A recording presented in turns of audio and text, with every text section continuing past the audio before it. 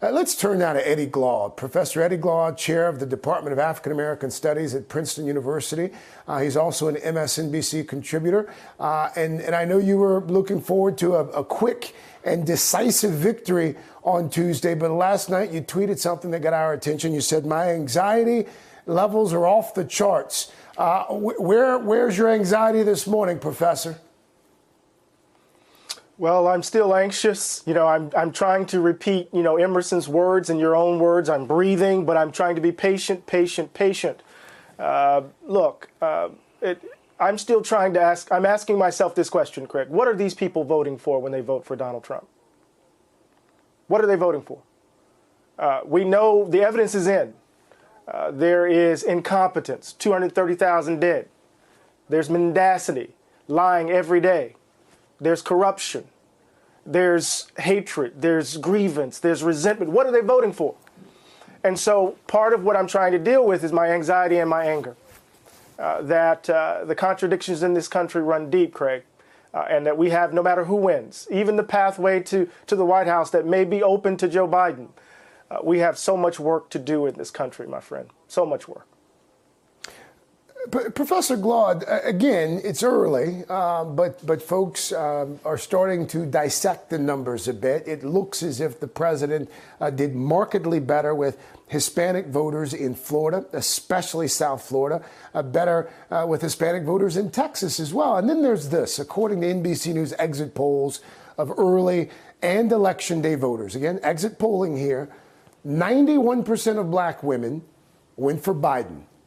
80% of black men went for Biden. What do you make of the disparity between black male voters and black female voters, according to this exit poll data? Well, I'm skeptical of the exit poll data, especially when millions of mail-in vote ballots have been cast. So we want to read that for what it is.